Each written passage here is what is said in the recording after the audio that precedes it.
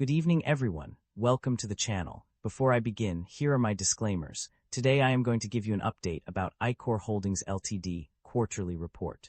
ICHOR Holdings Limited offers a diverse range of businesses and services, including design, engineering, and manufacture of fluid delivery subsystems and components, gas delivery systems that monitor and control gases used in semiconductor manufacturing processes, chemical delivery subsystems that blend and dispense reactive liquid chemistries, precision machine components, weldments, and electron beam welded component surface treatment technologies, and proprietary products, precision vacuum and hydrogen brazing services.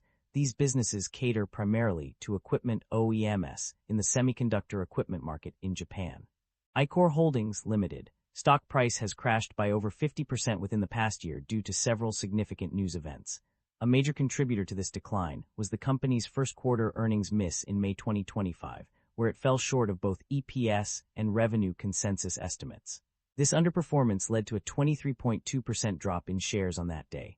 The stock continued its downward trend with a 30.19% drop on August 5, 2025, reaching its 52-week low of $13.12. Furthermore, ICHOR Holdings' third quarter earnings report and weak fourth quarter outlook led to several brokerage downgrades, including a downgrade from buy to hold by Stifel.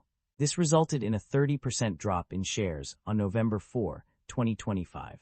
These events collectively contributed to the significant decline in ICHOR Holdings' stock price over the past year. Net income experienced a significant decline of $20,077, or 720%. From Q3 2024 to Q3 2025, with an operating loss increase of $18,000 and $40,000 in 2025. However, net income did see a 73% increase from the 3 months ended 2024 to 2025. Profit margins also suffered, with gross margin decreasing by 8.6 percentage points and non-GAAP operating margin declining by 0.8 percentage points in 2025 compared to 2024. These changes indicate a decline in profitability for the company over the specified period. The company is generating positive operating cash flow, as evident from its net cash provided by operating activities. In both 2025 and 2024, the company has shown a significant increase in operating cash flow, with $30,368 in 2024 and $20,716 in 2025. This indicates that the company's operations are generating sufficient cash to cover its expenses, resulting in a positive operating cash flow. The company's debt level has undergone significant changes in recent periods. Notably, the total lease liabilities have decreased by $11,337 from $39,671 to $28,334.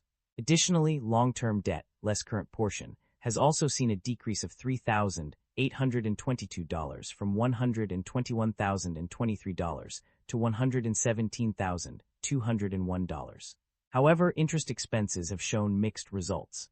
While net interest expense has decreased significantly, with a 41.7% drop for the 9 months ended period, there are indications that interest expenses may have increased due to higher applicable margins on certain loans.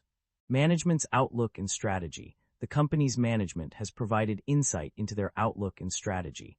They anticipate delivering products within the next 12 months without specifying a detailed plan, page 15.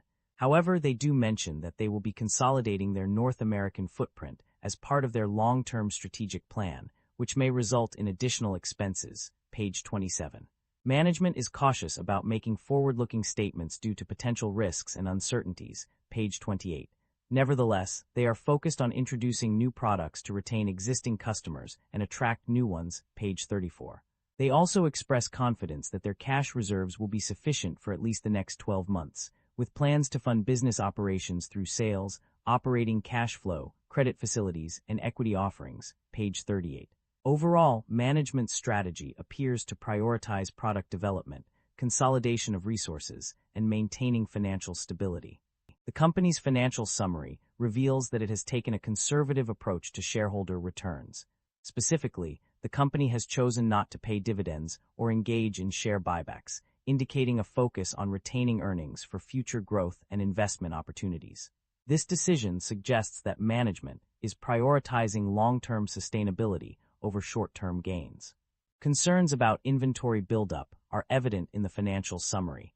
The company is expected to incur significant costs related to inventory, including a $16.7 million impairment of inventory from 2024 to 2025 inventory write-off, costs totaling $35 million over a year, a $1.6 million charge for inventory write-offs in the 3 months ending September 26, 2025. These figures indicate that the company is struggling with excess inventory, which could lead to supply chain disruptions and further financial losses if not addressed promptly.